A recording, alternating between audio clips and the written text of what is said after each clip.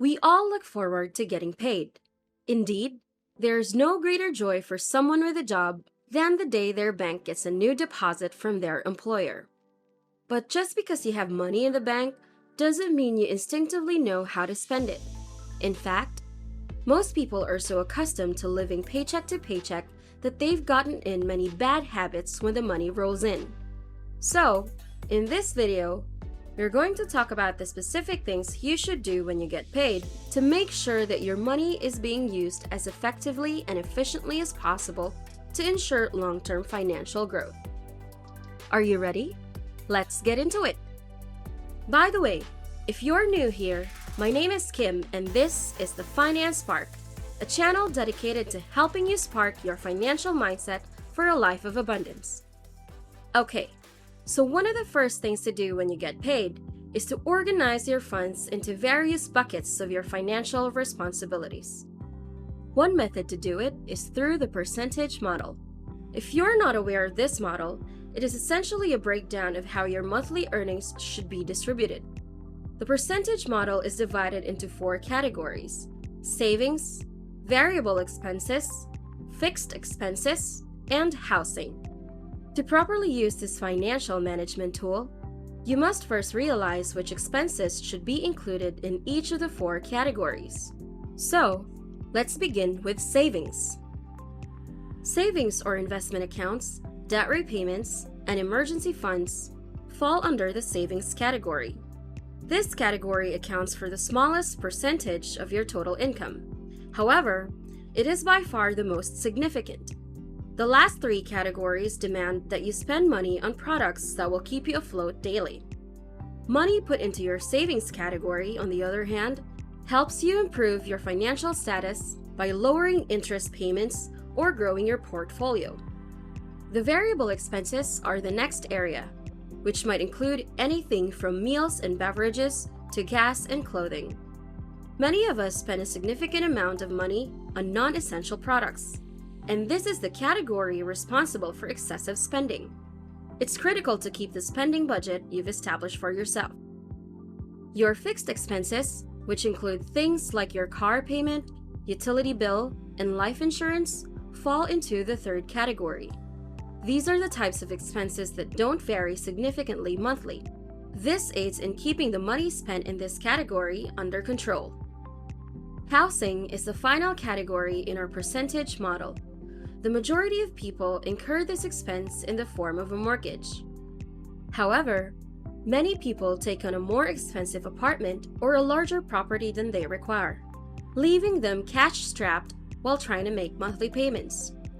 According to research, the average size of a new home is now 2,687 square feet.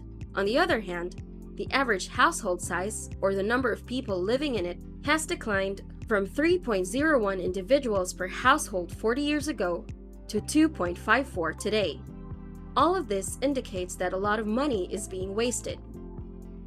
Now that you understand the 4 categories of the percentage model, it is time to determine how much of your monthly after-tax income to allocate to each category.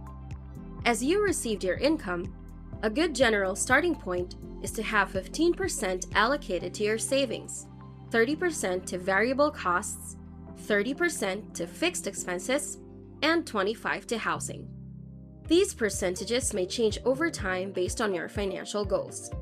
If you like this video, be sure to click subscribe to Finance Spark, where we release videos every week to help you improve your financial mindset. And don't forget to hit the bell icon to get notified when we launch a new video. The percentage model is a dependable technique to ensure that you make monthly progress toward your financial goals. However, it takes a lot of effort on your part, which is why there's a financial system to use the percentage model efficiently. Here are 3 methods to make automating financial management easy. Step 1 is to create the appropriate accounts. The correct accounts are the first step in automating your financial management process. Most people will utilize a single checking or savings account, but this will just add to the monthly effort required to make the strategy work. You should open an emergency fund, a debt payback account, and an investing account, in addition to the standard checking and savings accounts where you save money. This will ensure that all aspects of your savings category are covered. Setting up automated deductions is number 2. 82% of workers in the United States are paid via direct deposit, and if you're one of them, you can benefit from automated deductions. These deductions allow you to split up your paycheck and send pieces of it to each of your accounts. Once you start using this strategy in your financial management plan, you'll see that you'll need to reallocate your income over time to make the most of your money. If you set up the deduction percentage correctly, you may identify exactly how much you want to save and invest. Adopting automated deductions relieves you of the need to continually think about your finances, allowing you to focus on other essential things, such as improving your ability to earn more money. So, if you want to streamline your process, be sure to use automated deductions. Number 3. Automate bills and loan payments. Paying bills is a nuisance, and attempting to remember to pay them on time only adds to the misery. You should make use of automation to ensure that your variable and fixed housing bills are paid in full and on time. You can automate bill and loan payments in 2 ways. The first option is to have creditors directly deduct the bill balance from your checking or savings account every month. Because you most likely already have one of these 2 accounts open, all it takes is a few phone calls to your service provider for withdrawals to begin. The second alternative is to open a separate bank account for bills only. This method has both advantages and disadvantages. The advantage is that it makes evaluating bill payments easier. However, you could end up with additional banking fees. If the creditor attempts to process the payment and you have insufficient funds in that account, your bank will charge you fees. This won't happen if the deduction is made from your savings account, since that is where a large portion of your free cash will be. But it is better to have a bill payment account to reduce risks. Put 1 to 2 times your average monthly spending amount into your bill payment account when you first open it, and make sure you've set up a regular paycheck deduction with your company to cover the withdrawals over time. Following the percentage model becomes 1,000 times easier once you've completed these 3 steps. But there's one additional factor to consider when maximizing the benefit.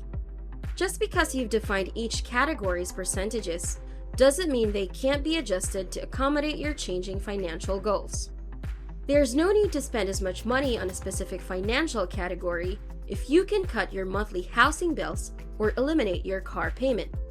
When in doubt, put as much money as possible into the savings category, which can be in the form of savings or investments. The more money you can put into this category while reducing the other 3, the better off you will be financially. So, there you have it. Next time you get the magical feeling of being paid, keep the magic alive and use that money in the best way possible. There's nothing stopping you from building a life of financial happiness and growth. But it all starts with how you use that paycheck. Want to share your own paycheck stories? Leave them in the comments below. And until next time, thank you so much for watching and keep on sparking your financial mindset.